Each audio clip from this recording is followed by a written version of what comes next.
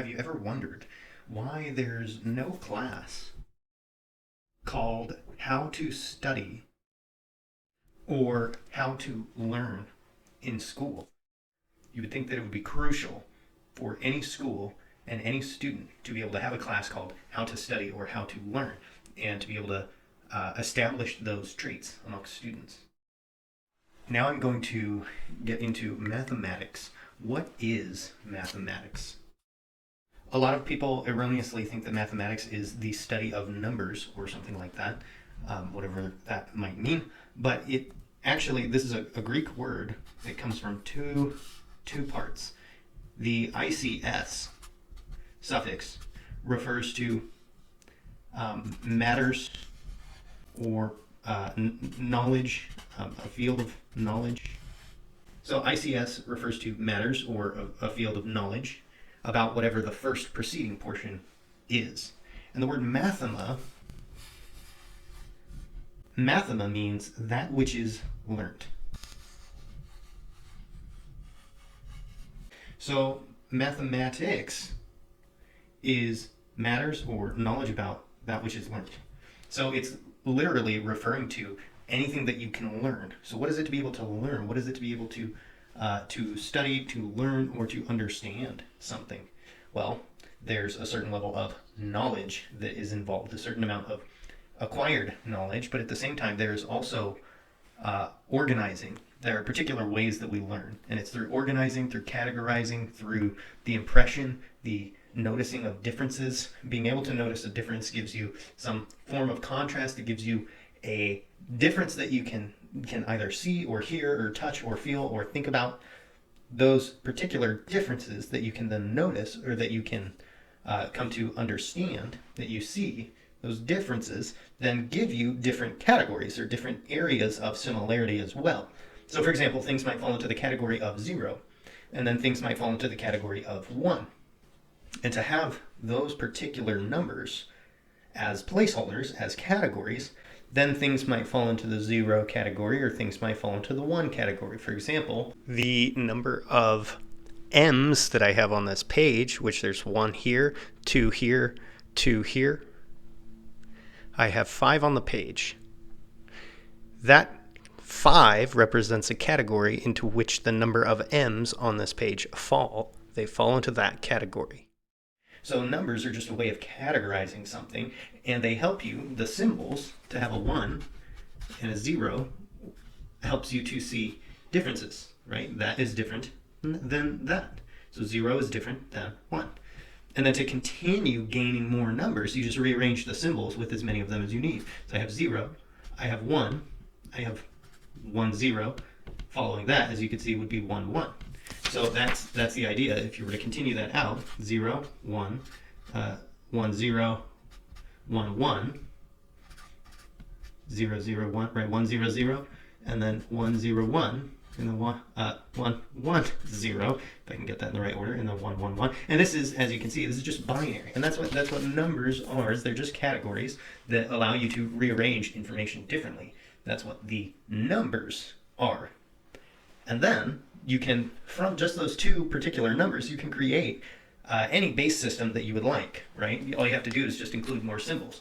So for example, if I use the symbols 0, 1, and 2, now I have a base 3 system here, because I could have the numbers 0 and 1, then 2, and then 1, 0, then 1, 1, but then 1, 2, and then you would keep going in the same way that we just did with binary. So that's what numbers are, right? They're these categories. So in order to have numbers, in order to have them in the very first place, you have to be able to notice a difference. So you have to be able to symbolize the idea of what it is that you're going to talk about. You have to have the symbols in the first place. And they represent simply the fact that you can notice a difference.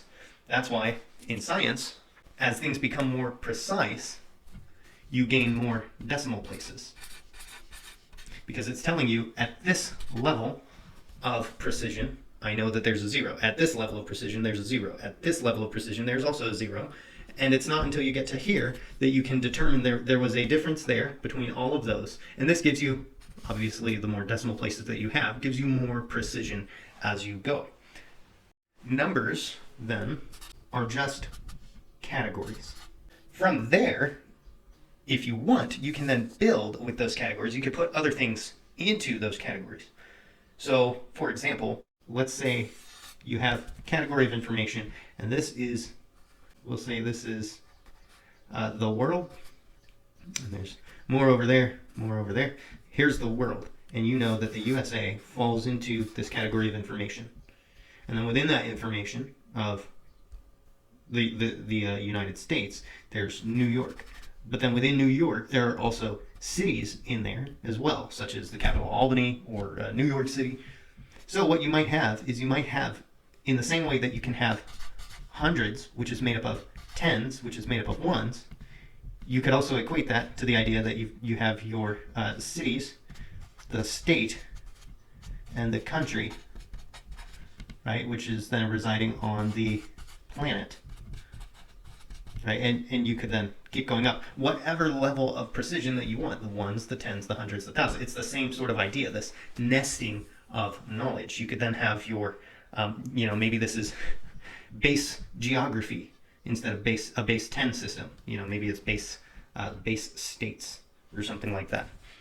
That would be your category of information here in the same way that we categorize numbers. It's the same way that you learn, right? Because that's what mathematics is. It's pertaining to learning. There are typically three ways that we learn information. First way is impression. The second way is association. And the third way is repetition. So, for example, if something makes a large impression, you notice it and that it's a difference, and then you can we remember that information. Other ways you might remember information would be by association. So, for example, if you indicate, oh yes, association goes along with impression, you're associating two things together. And then repetition, repetition, repetition. So those are the three ways there that you remember information usually. You have impression, and this deals with contrast. Right? The more contrasting something is, the more likely you are to remember it. That's the same idea as zeros and ones. Association, instead of contrasting something, association is comparing, because you're putting similar things with similar things. So this is the same idea of grouping numbers together, like tens, hundreds, thousands. Right? You're associating those numbers together. Every time I see a 1 followed by zeros, right, I can group that together as tens. So the third way is repetition, and that is the same thing that happens. Let's say you have the number 0, and then 1, 2, 3, 4, 5, 6, 7, 8, 9. You get to 9, you ran out of symbols. So what do? You begin repeating them. So all of these could technically start with a 0 in front of them and still be the same number. So instead of repeating that 0, you then repeat with a 1. And what follows it? Well, 0, 1, 2, 3, all the way up to 9. So 0, so 1, 0, 1, 1, 1, 2, 1, 3, 1, 4, 1, 5. You keep going until you get to 1, 9. Then what do you have to do? Well, you begin repeating. Well, what is the next symbol? 2, 2, 0, 2, 1, 2, 2. And you keep going. And that's the same idea of these numbers that we have. Zeros all the way on to as many as you need.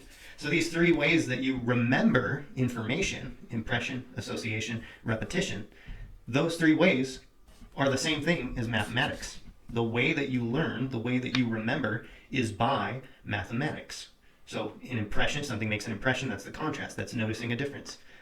When you associate things, that's grouping them together, that's comparing, that's bringing in not just the contrast, not just the differences, but the similarities. And then thirdly, repeating pieces of information back, repeating similar patterns, similar stories. For example, with history, what is it that you learn in history? Well, you learn that there are certain patterns, there are certain stories that repeat, certain themes that continue to repeat themselves. So again, have you ever wondered why there's no class in school that's titled How to Study or How Do We Learn? Well, in actuality, There is. It's called mathematics.